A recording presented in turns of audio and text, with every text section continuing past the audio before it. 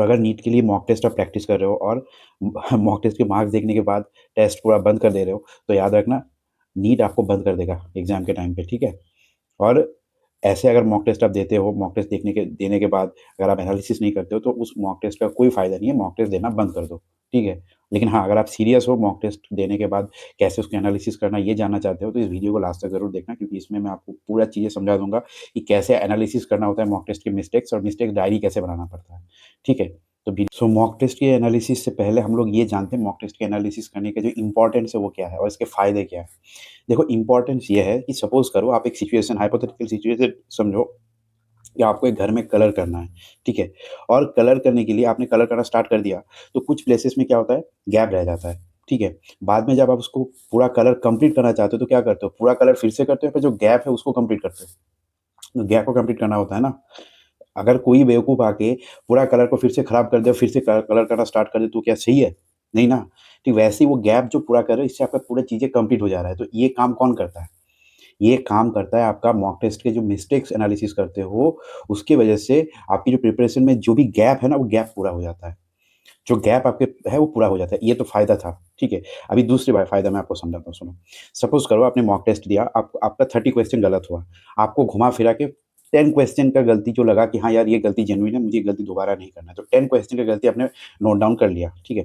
अभी next mock test में ऐसे करते-करते आपका कम से कम लगभग 10 मॉक टेस्ट में 10 मिस्टेक्स आपने 100 मिस्टेक्स 100 मिस्टेक्स आपने नोट डाउन करा, ठीक है? आप सोचो, 100 मिस्टेक्स आपने नोट डाउन करा और रेगुलर उसको रिवाइज़ भी करा आपने।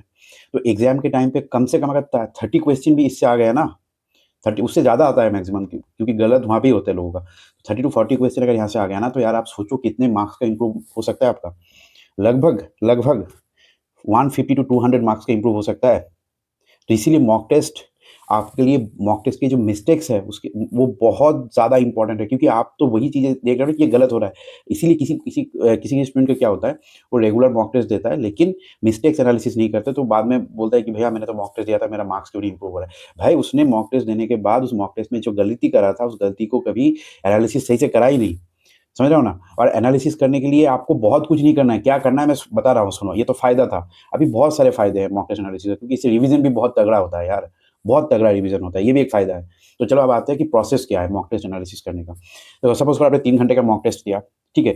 उसके बाद क्या करोगे, 1 घंटा आराम करोगे, ठीक है? 1 घंटा आराम करने के बाद फिर से वॉरियर एटीट्यूड में उठना है। क्या कैसे उठना है? वॉरियर एटीट्यूड में लेकर उठना है आपको, और अपने मिस्टेक्स को मान लेना है और उसको मिला लेना है, ठीक है?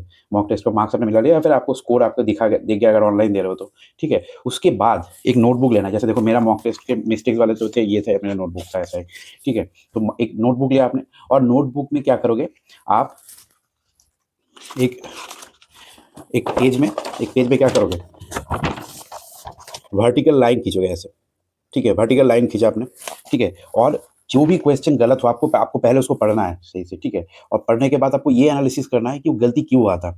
अगर गलती ऐसा हुआ था कि जिसमें आप मतलब 3 कैटेगरी में आप उसको डिवाइड करोगे। एक नंबर ए गलती कैसा है?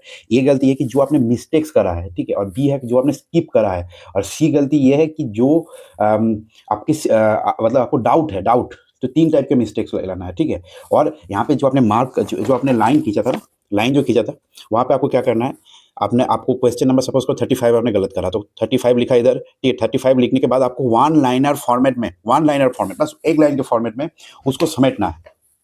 अभी ये कैसे करोगे भाई? यही तो रिवीजन हो जाता है ना, इसी जगह पे आपका रिवीजन हो जाता है। समझ रहे हो ना? क्योंकि उस टाइम पे आप उसको वहाँ एक लाइन में लिखने के लिए क्या करोगे, उस कॉन्सेप्ट को फिर से पढ़ोगे। कॉन्सेप्ट को पढ़ा और सोचा दिमाग में कि इसको एक लाइन में कैसे लिख सकता हूँ मैं, ठीक है? आपने उसको एक लाइन में लिखने की कोशिश करा, सपोज़ करो 2 टू 3 लाइन्स लग गया, ठीक है? और क्या लिखोगे, आपको पूरा क्वेश्चन बिल्कुल भी नहीं लिखना है। पूरा क्वेश्चन नहीं लिखोगे, सिर्फ़ और सिर्फ़ जो मिस्टेक्स करा है आपने, उसके जो रिलेटेड कॉन्सेप्ट है, उसको लिखा। और बायो में क्या करोगे, बायो में अगर बहुत लंबी चीज़ है, तो सिर्फ़ और सिर्फ़ टॉपिक के नाम लिखोगे और उस टॉपिक को उसी टाइम आपको रिवाइज़ करना है। लिखते वक़्त ही रिवाइज़ करना है। ये बात बहुत इंपॉर्टेंट है, बाद में बता रहा हूँ क्यों इंपॉर्टेंट है। तो ऐसे आपने लिखा, तो इससे क्या होगा, एक पेज के अंदर आपको लगभग 100 तक मिस्टेक्स आप लिख सकते हो, एक पेज में, इधर 50 इधर 50, ठीक है? 70-60 तक तो लिख सकते हो ना, और इतना मिस्टेक्स होता भी नहीं है, ठीक है? और जो जो कैटेगरी का गलती हुआ, ठीक है? सपोज़ करो कैटेगरी ए वाला गलती हुआ, यानी कौन-सा गलती बोला मैंने? मैंने बोला कि जो आपका डायरेक्ट मिस्टेक था वो, तो उसके साइड में लिख दोगे, लाइन लिखने के बाद लिखोगे ए, ठीक है? उसके बाद जो मिस्टेक आपको लगता है कि मैंने स्किप करा, तो उसको लिख दिया सी, ठीक है? और जो आप सॉरी बी, और जो आपने मतलब आपको डाउट था वो सी लिख दिया। मतलब ऐसे लाइन में लिखने के बाद लास्ट में लिख दोगे कि वो ए है या फिर बी है या फिर सी है, ठीक है?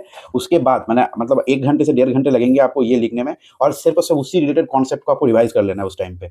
देखो मतलब बात यहाँ पे खत्म नहीं होता है। अभी देखो अगली चीज़ शुरू होता है। अभी क्या करोगे, नेक्स्ट डे मॉर्निंग में जब पढ़ाई करना स्टार्ट करोगे, तब इसी नोटबुक को आपको लेना है और ऐसे मतलब ऐसे स्कैन करना है, बस ऐसे स्कैन करना है। मतलब ऐसे-ऐसे स्कैन कर लिया। ये स्कैनिंग स्पीड जितना एग्ज़ाम के पास जाओगे, आप स्कैनिंग स्पीड बढ़ने लग जाएँगी। ठीक है? बस आपको मॉर्निंग में उठ के उसको स्कैन करना है। देखो मैं भी लिखता था अपना मिस्टेक्स, देखो बहुत बहुत गंदा हैंडराइटिंग में लिखता था मैं, बहुत गंदा हैंडराइटिंग में लिखता था। ये ऐसा नहीं कि सबको समझ में आना चाहिए, बस आपको समझ में आना चाहिए। और उसको जब रिवाइज़ करोगे, धीरे-धीरे एक हाइलाइटर खरीदोगे और हाइलाइटर को लेके हाइलाइट करते रहोगे। हर मॉर्निंग में उसको रिवाइज़ करना है। हर मॉर्निंग में जस्ट 5 मिनट देना है आपको। 5 से 10 मिनट, ठीक है?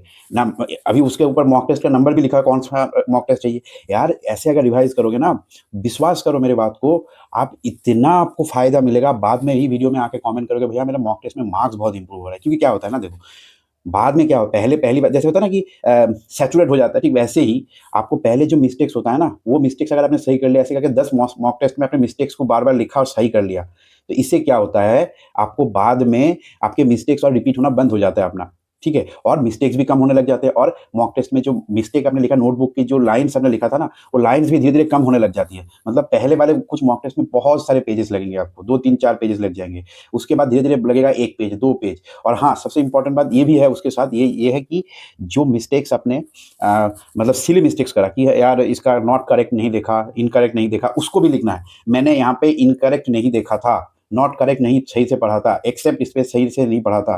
बस यार ऐसे अपना मॉक टेस्ट को एनालाइज़ करो, मैक्सिमम बेनिफिट मिलेगा। शॉर्ट नोट्स तो है ही है आपके पास, और ये दोनों चीज़ आपके एग्ज़ाम से पहले 10 बार, 15 बार, 20 बार, 40 बार आप इसको स्कैन करोगे। मतलब स्कैनिंग स्पीड कैसे होता है, सॉरी वर्टिकली स्कैनिंग स्पीड बहुत ज़्यादा होता है। ऐसे करके स्कैन, ऐसे करके स्कैन हो रहा है, ऐसे करके स्कैन हो रहा है। मतलब स्कैन करोगे और दिमाग में चीज़ें इतने अच्छे से बैठ जाएँगे ना यार, आप सोच भी नहीं सकते। मार्क्स बहुत ज़्यादा इंप्रूव होगा, मेरी बात को याद रखना, ठीक है? और हाँ, ठीक है, वीडियो कैसा लगा मेरे को कमेंट में ज़रूर बताना। और हाँ, यार आप लोगों को दिल से बहुत थैंक यू, मतलब बहुत-बहुत शुक्रिया आप लोगों ने, मतलब हमारा जो यूट्यूब चैनल और फैमिली अभी 2000 का कंप्लीट हो चुका है, तो इसके लिए बहुत-बहुत शुक्रिया आप लोगों को, ठीक है? मतलब मैं I can't express my self, okay? और मेरे लिए बहुत बड़ी चीज़ है। हो सकता है बहुत ज़्यादा सब्सक्राइबर आप लोगों को ना लगे, लेकिन मेरे लिए बहुत बड़ी चीज़ है ये, ठीक है? मुझे बहुत अच्छा लगा। और कोई भी प्रॉब्लम हो, दिक्कत हो, तो मेरे बायो में जो टेलीग्राम चैनल है, उसको जॉइन करना, वहाँ पे एक क्यूआर कोड मिलेगा, उसको स्कैन करके मेरे से डायरेक्ट बात कर सकते हो। लेकिन हाँ, मैं रिप्लाई करने की ट्राई करूँगा। अगर रिप्लाई ना कर पाया तो बुरा मत मानना, ठीक है? क्योंकि बहुत बिज़ी रहता हूँ मैं भी, ठीक है? आप लोगों के लिए टाइम निकाल के मैं वीडियो बनाता हूँ, ठीक है? सो मिलते हैं नेक्स्ट वीडियो में। वीडियो में देखो, और एक बात है, वीडियो के लास्ट में ना आप क्या करोगे, वीडियो को लाइक करके या फिर डिसलाइक जो भी करना है करो, लेकिन करो, ठीक है? उसके बाद कमेंट में बताना आपको कौन-सा वीडियो चाहिए, कि मुझे भी सजेशन चाहिए कि कौन से कहाँ पे आप लोग लैग कर रहे हो। किसी ने बताया था, ठीक है? एक सब्सक्राइबर ने बताया था कि उनको मिस्टेक्स एनालिसिस वाला वीडियो चाहिए, तो मैंने बना दिया, ठीक है? अभी बाकी अभी आगे आ रहा, आप लोग और बोलोगी, अगर बोलोगे तो मैं बना दूँगा, ठीक है? Thank you. मिलते हैं नेक्स्ट वीडियो, तब तक के लिए thank you. All the very